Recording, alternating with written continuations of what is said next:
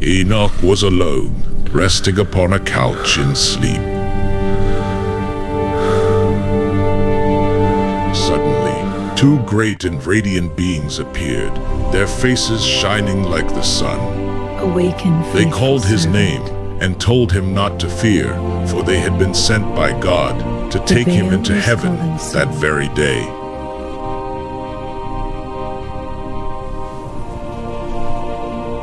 Do not be afraid.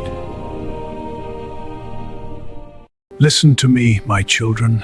I know not whither I go. Before leaving, Enoch gathered his sons and warned them to remain faithful to God. Then the angels lifted him up and carried him into the heavens. In the first heaven, he saw a vast sea and the angels who guide the stars. He was then shown the storehouses of snow and dew, guarded by many heavenly beings. In the second heaven, he saw a dark and sorrowful place, where fallen angels were kept in chains. Who am I, a mortal man, that I should pray for angels? Then he was taken to the third heaven, a beautiful paradise filled with life, where the tree of life stood and angels sang without ceasing. Finally, he was shown a terrible place of darkness and fire, prepared for those who lived in wickedness, and he trembled at the sight of God's judgment.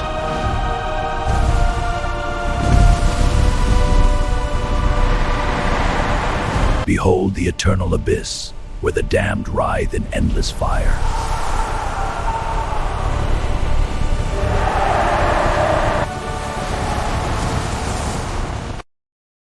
The angels brought Enoch to the fourth heaven, where he saw the sun moving with unstoppable speed like a mighty wind. It was carried on a great chariot, surrounded by countless stars that followed its path across the sky. There he also saw strange and powerful creatures, the phoenixes and chalkidria, with forms unlike anything on earth. They moved alongside the sun, spreading heat and dew across the world below. Enoch was then taken to the great eastern gates, where the sun begins its daily journey.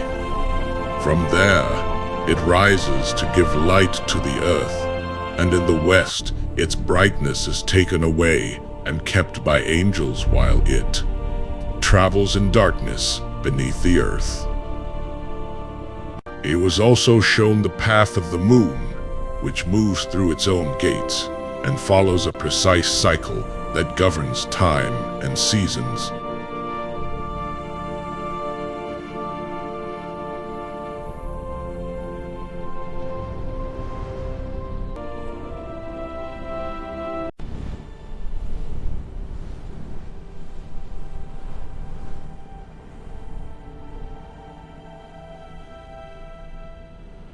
In the heavens, Enoch heard the powerful and beautiful singing of heavenly hosts, a sound too wonderful for human words to fully describe.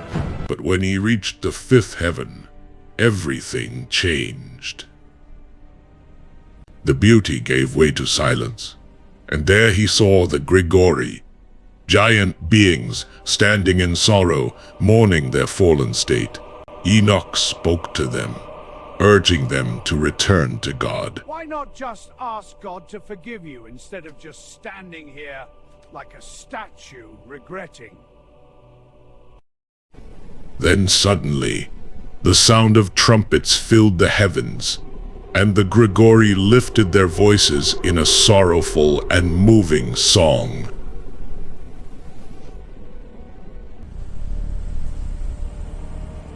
As Enoch ascended to the sixth heaven, he saw 7 bands of radiant angels, shining brighter than the sun, guiding the stars and moon in perfect harmony.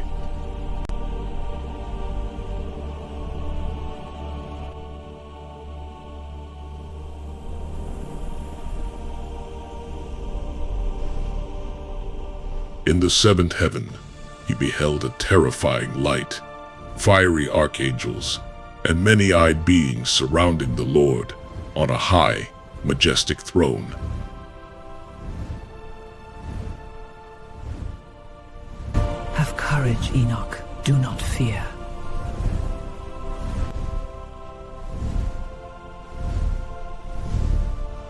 Holy Tolis, the Lord's fathers, and Hasu Lobo within.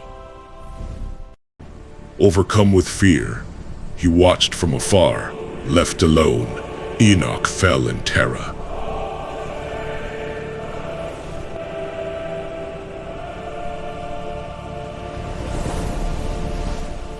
Have courage. Do not fear. Arise.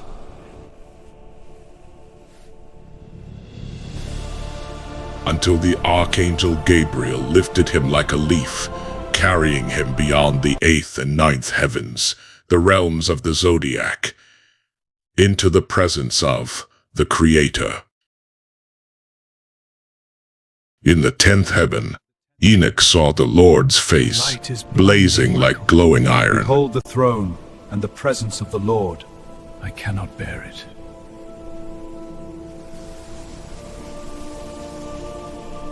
Have courage. Do not fear. Arise.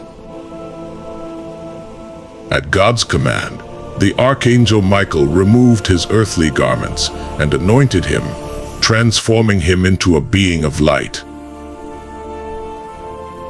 Then the Archangel Pravuil brought the heavenly records, and Enoch was given a reed to write, as the secrets of creation were revealed to him.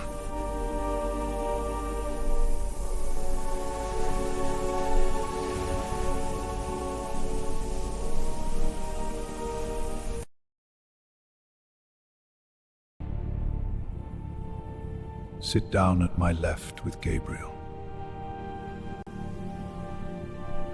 Seated beside the Lord, Enoch learned how God alone existed in darkness before bringing forth the great light from which all creation began. Before all things were visible, become undone, and let the visible come forth. I commanded in the lowest parts that the visible should come from the invisible.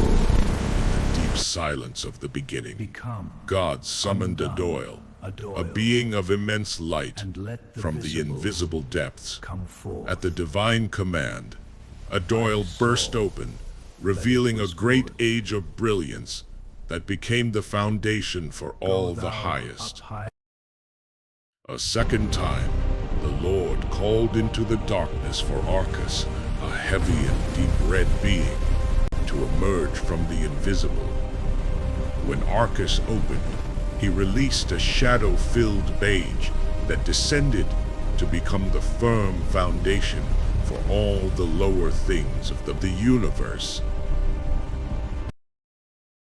From the mixing of light and darkness, God created the waters and spread them out like vast crystal glass.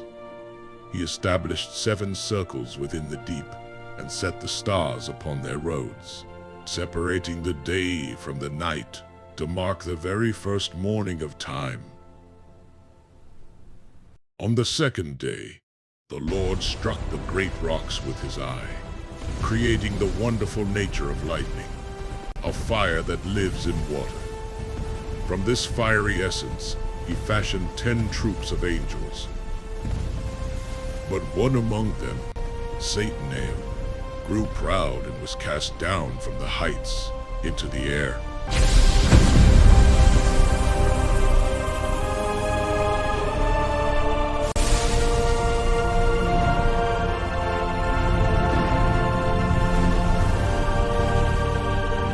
I will not lie!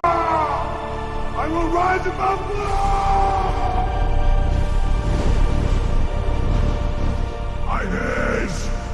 Is my faith begging? The earth began to bloom as God planted paradise and placed flaming angels to guard its gates. He set the sun and moon in their circles to mark the hours, and filled the seas and skies with living creatures, each breathing the spirit of life.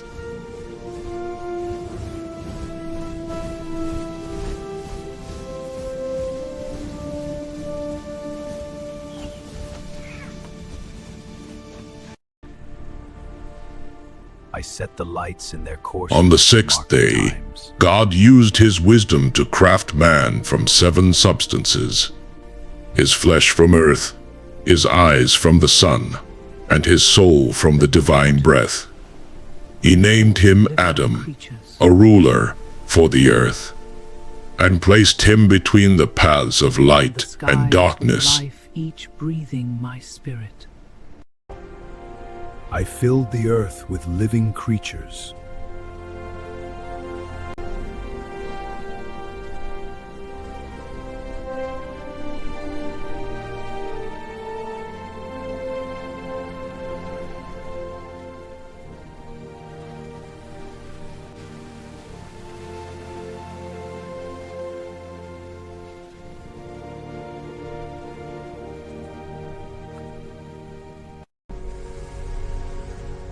On the 6th day I formed man.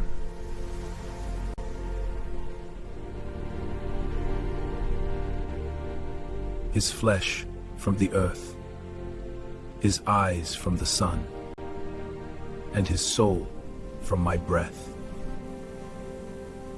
I named him Adam, between light and darkness. Seeing that Adam was alone, the Lord cast a deep sleep upon him and took a rib from his side to create a wife. He named her Eve, the mother of all, knowing that through her, both the complexity of life and the shadow of death would enter the world.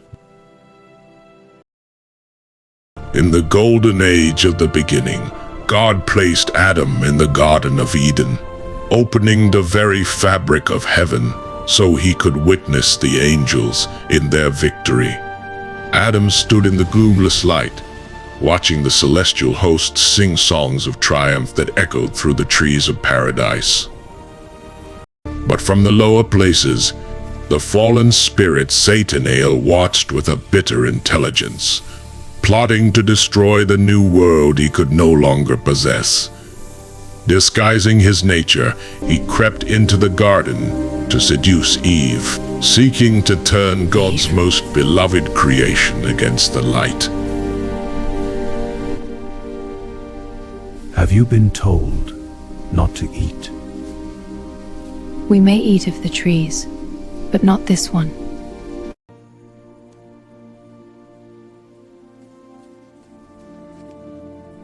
Adam, try this. It feels different.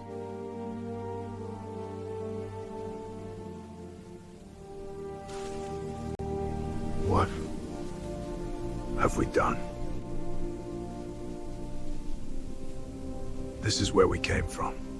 For his transgression, Adam was cast out of the garden and sent back to the dust of the earth from which he was formed. To the earth I go. Yet, even in judgment, the Lord showed mercy, promising that this exile was not forever, and that, at the second coming, he would reclaim his children from the soil. Go on. The Lord then revealed to Enoch the grand scale of time, explaining how the world would endure for 7,000 years before entering an endless 8th age, where time itself would cease to exist. He stood as the self-eternal creator, whose very gaze holds the universe together in fearful trembling.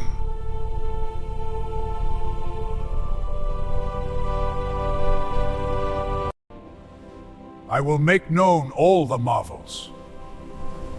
God commanded Enoch to take the 366 books he had written and return to the earth to warn his sons.